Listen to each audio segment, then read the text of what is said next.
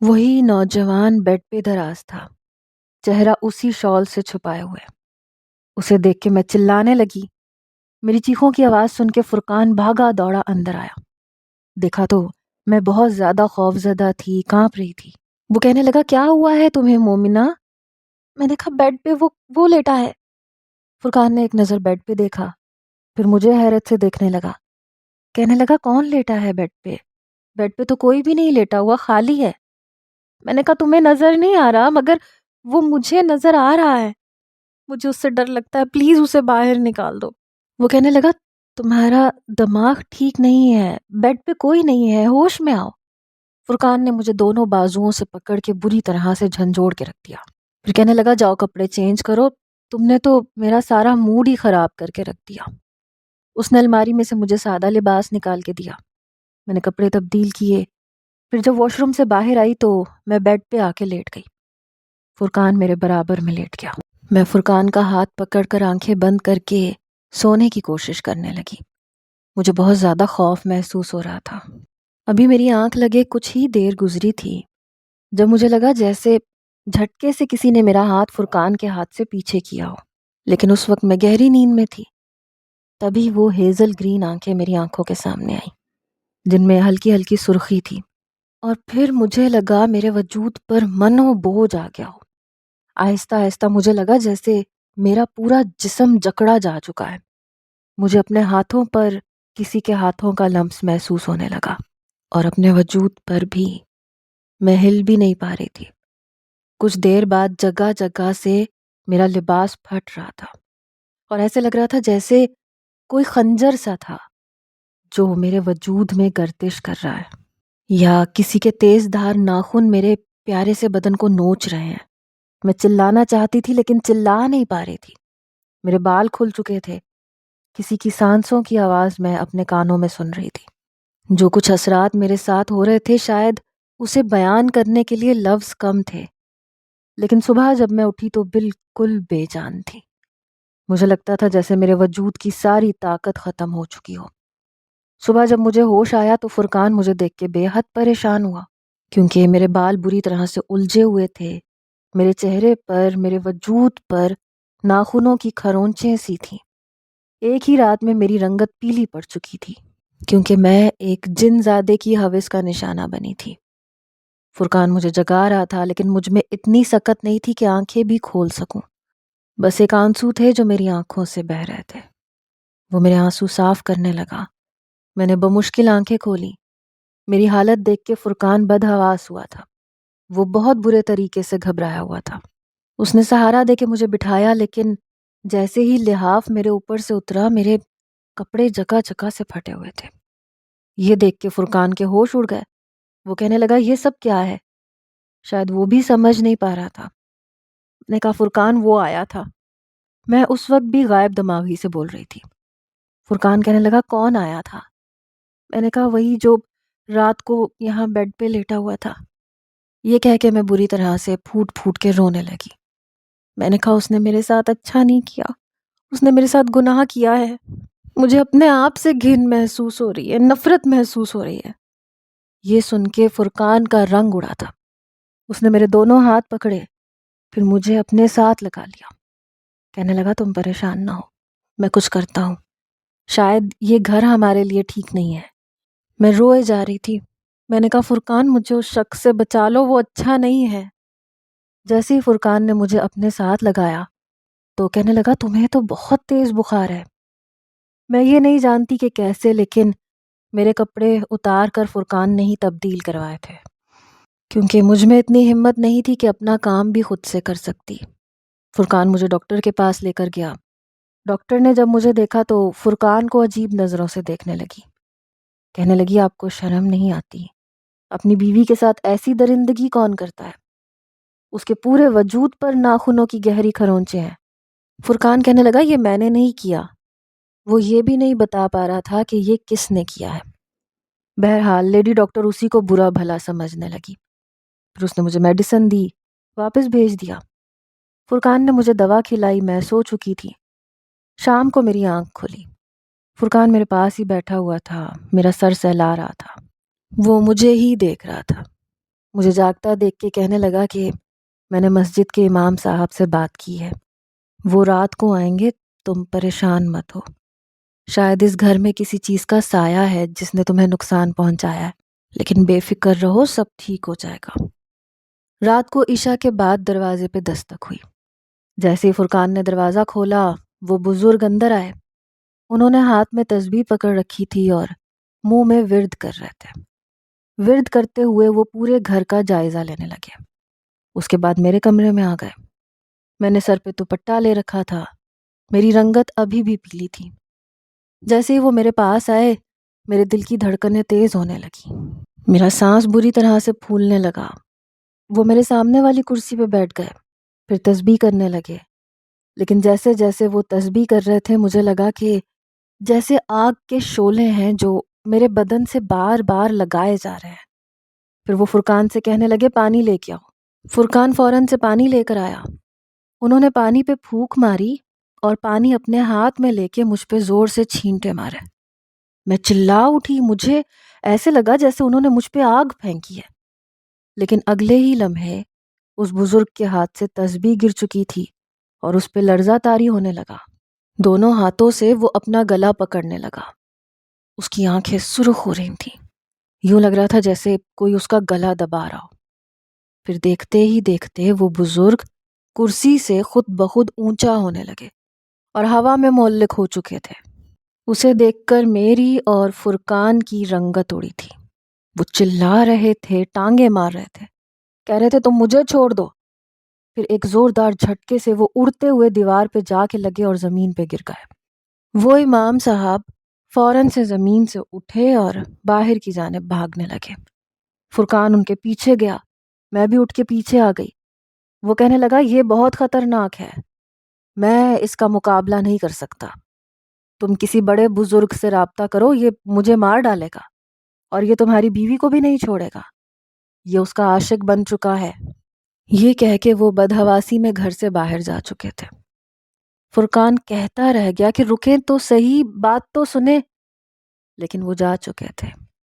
اس کے الفاظ سن کر میں بہت برے طریقے سے ڈر گئی تھی۔ فرقان بھی بہت پریشان تھا، کمرے میں جا کے اپنا سر پکڑ کے بیٹھ گیا۔ میں دھیرے دھیرے چلتے ہوئے کمرے میں آئی۔ میں نے کہا فرقان یہ سب کیا ہو رہا ہے؟ وہ کہنے لگا مجھے خود نہیں پتا کیا ہو رہا ہے، لیکن جو کچھ بھی ہو رہا ہے وہ بہت برا ہو رہا ہے۔ کل سے میری جاب شروع ہوگی اور میں سمجھ نہیں پا رہا کہ میں یہ سب کیسے مینیج کروں گا، تمہیں سنبھالوں گا یا پھر اپنے کام کو دیکھوں گا۔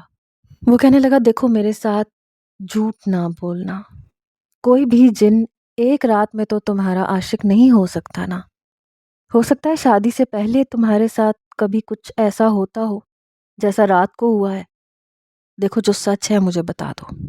میں نے کہا مجھے ایسا کچھ یاد نہیں، میرے ساتھ ایسا کبھی کچھ نہیں ہوا جو رات کو ہوا ہے، وہ قیامت مجھ پر رات کو ہی ٹوٹی ہے، اس سے پہلے کبھی ایسا نہیں ہوا۔ وہ کہنے لگا مجھے تو یہ سمجھ نہیں آ رہا کہ میں کس بزرگ کو بلاؤں، کس سے بات کروں۔ میں نے کہا ایسا کریں کہ مجھے واپس میرے گھر بھیج دیں۔ کہنے لگا پاگل ہو گئی ہو، تمہارے گھر والے پریشان ہو جائیں گے۔ اگلے دن فرقان ایک اور بزرگ کو لے کر آیا۔ اس نے مجھے ایک نظر دیکھا اور ایک تعویذ فرقان کو پکڑا دیا۔ کہنے لگا اپنی بیوی کو یہ پہنا دینا، پھر کوئی بھی چیز اس کے قریب نہیں آئے گی۔ اس بزرگ نے نہ تو مجھ پہ کچھ پڑا، نہ مجھے بے چینی محسوس ہوئی اور وہ شخص واپس جا چکا تھا۔ فرقان نے وہ تعویذ میرے گلے میں پہنا دیا۔ اسے پہن کر بھی مجھے کچھ بھی محسوس نہیں ہوا، لیکن اس کے بعد میری طبیعت ٹھیک ہو گئی۔ فرقان بھی اپنے آفس جانے لگا۔ رات کو جب میں اس کے قریب ہونے لگی تو کہنے لگا کہ اس بزرگ نے کہا ہے کہ 40 دن تک ہم ایک دوسرے سے دور رہیں، اور اگر ان 40 دنوں میں ہم نے احتیاط نہیں کی تو بہت مشکل ہو جائے گی۔ ایک تعویذ فرقان نے بھی پہن رکھا تھا۔ میں اس سے باتیں کرتے کرتے سو گئی۔ اگلے روز جب وہ آفس سے آیا تو ایک نوجوان اس کے ساتھ تھا، یہی کوئی 22-23 سال کا ہوگا، تقریباً میرا ہم عمر، لیکن اپنی نظریں جھکائے کھڑا تھا۔ میں نے کہا فرقان یہ کون ہے؟ کہنے لگا یہ میرے باس کا ملازم ہے، میرے باس اور ان کی فیملی بیرون ملک گھومنے پھرنے گئے ہیں، اس لیے یہ ملازم تب تک ہمارے گھر میں رہے گا۔ یہ گھر کا کام کاج کرنا بھی جانتا ہے اور باہر کا سودا سلف بھی لا دے گا، تمہیں کوئی مشکل پیش نہیں آئے گی۔ فرقان کی بات سن کے میں نے کہا کہ تم ایک جوان جہان لڑکے کو گھر پہ کیوں لے آئے؟ پورا دن میں اکیلی ہوتی ہوں۔ کہنے لگا یہ تمہیں کوئی نقصان نہیں پہنچائے گا، ارے شریف سا لڑکا ہے، باس نے کہا تو میں کیا کرتا، منع کر دیتا کیا؟ میں نے کہا ہاں منع کر دیتے، ایک اجنبی نوجوان کے ساتھ میرا رہنا مجھے نہیں لگتا کہ کسی طور پہ بھی مناسب ہے۔ کہنے لگا تم بہت زیادہ سوچ رہی ہو، ایسا کچھ نہیں ہے، پہلے ہی آفس کا کام مجھ پہ بہت زیادہ بڑھ چکا ہے کیونکہ باس جا چکے ہیں، 15 دن تک انہوں نے واپس نہیں آنا، اور میں باس کو انکار نہیں کر سکتا تھا، انہوں نے تو میری سیلری بھی بڑھا دی ہے۔ میں چپ سی ہو گئی، لیکن سوچ چکی تھی کہ اس نوجوان کو باہر صحن میں ہی بٹھائے رکھوں گی، گھر کے اندر داخل نہیں کروں گی۔ ہمارا کچن صحن میں ہی تھا۔ اگلے روز جب فرقان آفس چلا گیا تو وہ نوجوان باہر ہی بیٹھا تھا، صحن میں کرسی رکھ کے۔ میں گھر کے اندر چلی گئی۔ کچھ دیر بعد مجھے کچن میں برتن کھٹکنے کی آوازیں آنے لگیں۔ جب میں کچن میں آئی تو وہ برتن دھو رہا تھا، نظریں اس کی نیچے جھکی ہوئی تھیں۔ کہنے لگا بی بی جی میں کچن کا سارا کام کر دوں گا، آپ اندر جا کے بیٹھ جائیں۔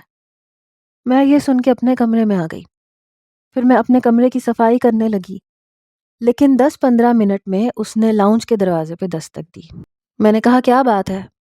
کہنے لگا میں نے کچن کا سارا کام کر دیا ہے، صحن بھی دھو دیا ہے، آپ باہر آ کے بیٹھ جائیں تاکہ میں اندر کی صفائی کر لوں۔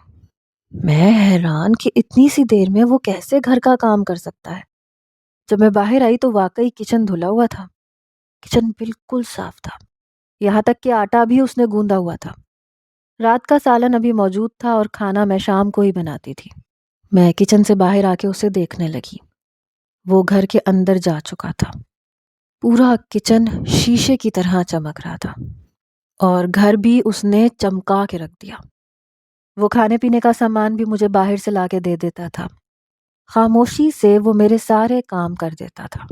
مجھے کافی سہولت ہو گئی تھی، ابھی تک اس نے نظریں اٹھا کے مجھے نہیں دیکھا تھا، لیکن یہ ہوتا تھا کہ وہ کچن میں برتن دھو رہا ہوتا تھا اور میں کھانا بنا رہی ہوتی تھی، تو ساتھ میں وہ چھوٹی موٹی باتیں بھی کرتا رہتا تھا، کہتا رہتا تھا میری پرانی بیگم صاحبہ بھی بہت اچھی تھیں، میرا بہت خیال رکھتی تھیں، میں بچپن سے ان کے گھر میں کام کر رہا ہوں۔ میں نے کہا اپنے گھر نہیں جاتے؟ میری بات پر اس کے چہرے کے زاویے عجیب سے ہونے لگے، پھر نفی میں سر ہلا دیا، کہنے لگا میرا کوئی گھر نہیں ہے۔ میں نے کہا کیا مطلب؟ کوئی تو ہوگا، بہن بھائی ماں باپ۔ کہنے لگا وہ بہت دور رہتے ہیں، وہاں جانا آسان نہیں ہے۔ میں نے کہا کہاں رہتے ہیں؟ کہنے لگا آپ میرے ساتھ جائیں گی ان کے پاس۔ میں نے کہا اگر زیادہ دور رہتے ہیں تو پھر تو شاید فرقان اجازت نہ بھی دے۔ آہستہ آہستہ میری اس سے بے تکلفی بڑھنے لگی۔ اکثر شام کی چائے کے وقت جب میں صحن میں بیٹھتی تو وہ بھی فاصلے پہ کرسی رکھ کے بیٹھ جاتا اور مجھے دیکھتا رہتا۔ جب میں اس کی طرف دیکھتی تو نظریں جھکا لیتا، پھر وہ ادھر ادھر کی باتیں کرنے لگتا، درختوں پہ بیٹھے پرندوں کو دیکھنے لگتا۔ اس کی آنکھیں میں ابھی تک ٹھیک سے دیکھ نہیں پائی تھی۔ میں نے کہا تمہاری منگنی ہو چکی ہے؟ تو اس نے نفی میں سر ہلایا، کہنے لگا شادی ہو چکی ہے، میرا اس سے نکاح ہو چکا ہے۔ میں نے کہا کس سے؟ میری بات سن کے مسکرانے لگا، کہنے لگا یہ کیسا سوال ہے، ظاہر ہے ایک لڑکی ہے۔ میں ہنسنے لگی، میں نے کہا مطلب تمہارے خاندان کی ہے؟ کہنے لگا نہیں میری برادری کی نہیں ہے۔ پھر اس نے ماتھے پہ بل ڈال لیے، پھر کہنے لگا آپ کو پتہ ہے میری منکوہا نے میرے ساتھ بے وفائی کرنے کا سوچا تھا، میں نے پھر جو اس کے ساتھ کیا وہ سوچ بھی نہیں سکتی۔ یہ کہتے ہوئے اس کا چہرہ سرخ ہونے لگا، وہ کہنے لگا میں نے اس کی حفاظت کسی محافظ کی طرح کی تھی، لیکن جب اس نے بے وفائی کی تو پھر میں نے۔ یہ کہنے کے بعد وہ چپ ہو گیا، اسی طرح آدھی ادھوری باتیں کرتا تھا۔ میں نے کہا کیا مطلب، کیا کیا ہے تم نے؟ وہ میری طرف دیکھ کے مسکرانے لگا، کہنے لگا آپ کو نہیں پتا، اتنی جلدی بھول گئی؟ اس کی بات پہ میرا دل یکبارگی سے دھڑکا۔ میں نے کہا کیا مطلب ہے تمہاری بات کا؟ کہنے لگا ابھی تو بتایا تھا آپ کو کہ اس نے کیا کیا تھا اور میں نے کیا کیا۔ میں یہ سوچ رہی تھی کہ اس نے کب مجھے بتایا، پھر کہنے لگا چھوڑیں ان باتوں کو، لیکن نکاح کے معاملے میں ہم اور ہماری برادری والے بڑے غیرت مند ہوتے ہیں، اپنی منکوحہ کو کسی اور کا نہیں ہونے دیتے۔ یہ کہتے ہوئے پتہ نہیں کیوں وہ مجھے دیکھ رہا تھا۔ پھر کہنے لگا بی بی جی آپ یہ تعویذ کیوں پہنتی ہے؟ اس کی اس بات پہ میں نے کہا بس ایسے ہی میرے شوہر نے پہنایا۔ کہنے لگا کہ آپ اسے ہر وقت پہنے رکھتی ہیں؟ میں نے کہا ہاں۔ تو پھر ہنسنے لگا، کہنے لگا آپ کو کیا لگتا ہے اسے پہننے سے آپ کا مسئلہ حل ہو جائے گا؟ میں نے کہا اس میں اللہ کا پاک کلام ہوتا ہے۔ کہنے لگا میں نے کب کہا کہ کچھ اور ہوتا ہے، لیکن مجھے نہیں لگتا کہ اس سے کوئی فرق پڑتا ہے، کچھ بھی نہیں ہوتا، اسے پہننا نہ پہننا ایک برابر ہے۔ میں نے کہا ایسا کرو تم برتن دھو لو اور آٹا بھی گوندھ لو۔ میں اس نوجوان سے اس موضوع پر بات کرنا ہی نہیں چاہتی تھی، اسی لیے میں کمرے میں آ گئی۔ کچھ دن بعد میں سو رہی تھی جب مجھے فرقان کی آواز آئی۔ میں نے آنکھیں کھولیں تو میرے برابر میں بیڈ خالی تھا۔ میں اٹھ کے کمرے سے باہر آئی تو فرقان صوفے پہ بیٹھا ہوا تھا۔ پتہ نہیں اس کی آنکھیں سرخ کیوں ہو رہی تھیں۔ میں نے کہا کیا ہوا، تم یہاں کیوں بیٹھے ہو؟ کہنے لگا مجھے نیند نہیں آ رہی۔ میں اس کے پاس جا کے بیٹھ گئی۔ میں نے کہا کیا ہوا، تم لیٹو میں تمہارا سر سہلا دیتی ہوں۔ وہ کہنے لگا نہیں میں ٹھیک ہوں۔ پھر کہنے لگا ایسا کرو یہ تعویذ اتار دو، میں آج تمہارے قریب آنا چاہتا ہوں۔ میں نے کہا لیکن تم نے کہا تھا کہ 40 دن تک ہمیں احتیاط کرنی ہے۔ کہنے لگا میری اس بزرگ سے بات ہو چکی ہے، وہ کہتا ہے کہ سب کچھ ٹھیک ہے۔ دیکھو میں بہت ترس رہا ہوں تمہارے پاس آنے کے لیے، مجھے اور مت تڑپاؤ، اسے اتار دو۔ اس کے چہرے پر ایک عجیب سی بے بسی تھی، آنکھوں میں بےتابی سی تھی۔ میں نے کہا اچھا ٹھیک ہے، لیکن جیسے ہی میں وہ تعویذ اتارنے لگی مجھے لگا جیسے میرے کمرے کا دروازہ بند ہوا ہے۔ جب میں نے کمرے کی طرف دیکھا تو سامنے فرقان کھڑا تھا۔ میں تو زور کا جھٹکا کھا کے رہ گئی۔ جب میں نے اپنے برابر میں دیکھا تو وہ جگہ خالی تھی۔ فرقان کہنے لگا یہاں کیا کر رہی ہو؟ میں نے کہا تم یہاں؟ تو وہ کہنے لگا تم مجھے نظر نہیں آئی اس لیے میں باہر آ گیا۔ وہ چلتا ہوا میرے پاس آیا اور میں بدحواس ہونے لگی۔ وہ کہنے لگا چلو آؤ بیڈ پہ آ کے لیٹو، آرام کرو۔ میں اس کے ساتھ آ کے بیڈ پہ لیٹ گئی، لیکن میں یہ سوچنے لگی کہ اگر فرقان بیڈ پہ سو رہا تھا تو مجھے نظر کیوں نہیں آیا، اور باہر کون تھا؟ مجھے خوف سا محسوس ہونے لگا۔ میں نے فرقان کا ہاتھ پکڑا اور سو گئی۔ اگلے روز میں نے محسوس کیا کہ وہ ملازم کافی غصے میں ہے، ماتھے پہ بل ڈالے غصے سے کام کر رہا ہے۔ میں نے کہا کہ تمہیں کیا ہوا ہے؟ کہنے لگا کچھ نہیں۔ شام کے وقت میں نے اسے کہا کہ تمہارے لیے چائے بنا دوں؟ کہنے لگا آج چائے کی طلب نہیں ہے، کسی اور چیز کی طلب ہے، کیا پوری کر سکتی ہو؟ اس کی بات، اس کا انداز میرے اندر سنسنی دوڑا گیا تھا۔ آج اس کا سانس بری طرح سے پھول رہا تھا۔ کہنے لگا اسے اتار دو مومنہ۔ اس نے اس تعویذ کی طرف اشارہ کیا۔ میں نے کہا میں یہ نہیں اتاروں گی۔ وہ پریشان سا ہونے لگا، اس کا چہرہ سرخ ہونے لگا۔ میں نے وضو کیا اور چاروں کل کا ورد شروع کر دیا، وہ بھی بلند آواز میں۔ میں جیسے جیسے چاروں کل کا ورد کر رہی تھی اس ملازم لڑکے کی حالت بگڑنے لگی، وہ بری طرح سے کانپنے لگا۔ میں سمجھ گئی کہ یہ کوئی اور چیز ہے جو بار بار مجھے تعویذ اتارنے پہ مجبور کر رہی ہے۔ کچھ ہی دیر میں وہ گھر سے باہر جا چکا تھا۔ شام کو جب فرقان آیا تو مجھ سے کہنے لگا کہ وہ بزرگ ہمارے لیے پڑھائی کر رہے ہیں، کہہ رہے ہیں کہ اس بیچ میں تم دونوں کے ساتھ بہت کچھ ہو سکتا ہے، بہت سی چیزیں تعویذ اتارنے پر رکسائیں گی، لیکن تم نے یہ تعویذ نہیں اتارنا۔ پھر وہ کہنے لگا کہ جو ورد انہوں نے بتایا ہے اسے بھی جاری رکھنا ہے۔ جیسے ہی 30 دن گزرے وہ بزرگ ہمارے گھر پہ آ گئے۔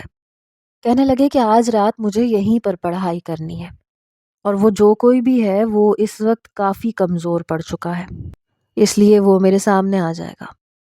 جیسے انہوں نے جائے نماز بچھائی، اپنا وظیفہ کرنے لگے، مجھے لگا جیسے بہت تیز ہوا چل رہی ہے، درخت بری طرح سے جھول رہے ہیں۔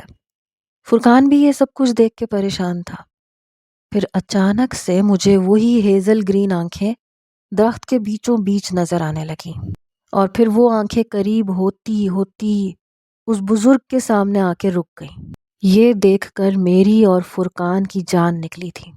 وہ بزرگ کہنے لگے، کون ہو تم اور کیوں تم نے اس لڑکی کو پریشان کر رکھا ہے؟ اس کے شوہر کو بھی اس کے قریب نہیں آنے دیتے؟ وہ کہنے لگا، یہ میرے نکاح میں ہے، میں اس کا شوہر ہوں۔ یہ سن کے میں حیران ہوئی۔ وہ بزرگ کہنے لگے، کیوں جھوٹ بول رہے ہو؟ وہ کہنے لگا، بچپن میں یہ ان کے درخت کے نیچے میرے ساتھ کھیلا کرتی تھی، مجھ سے باتیں کیا کرتی تھی۔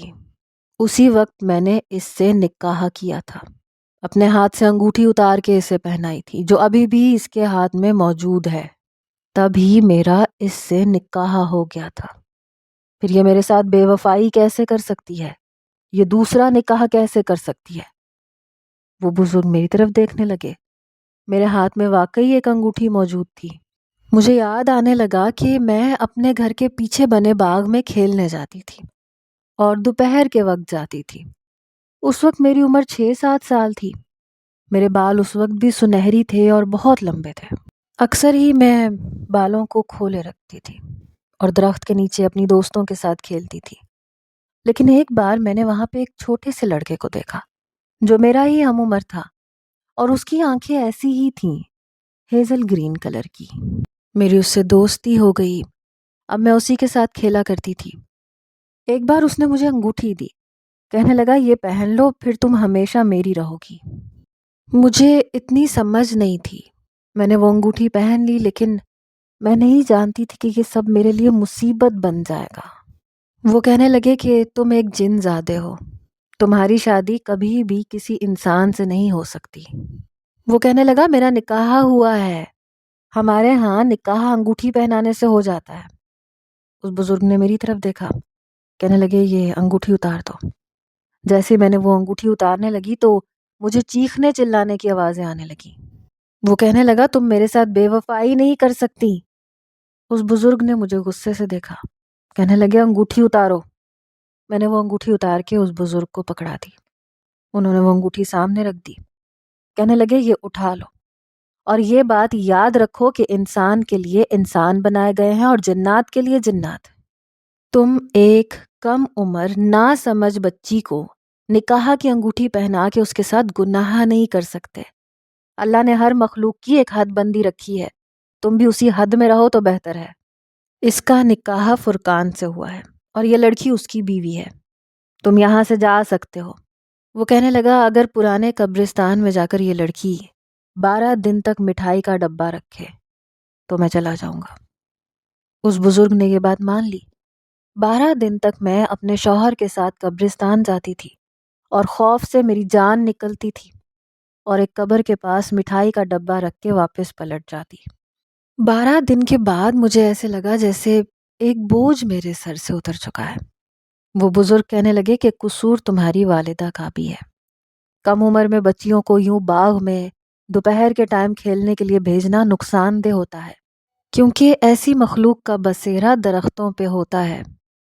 اس شخص نے کہا کہ اب ہمیں ان تعویذوں کی ضرورت نہیں ہے، اگر تم چاہو تو اتار دو، لیکن سونے سے پہلے چاروں کل کا ورد کر کے اپنے اوپر پھونک کے سویا کرو تاکہ تم لوگوں کی حفاظت رہ سکے، اور معوذ 3 پڑھا کرو، یہ کلمات ہماری حفاظت کرتے ہیں۔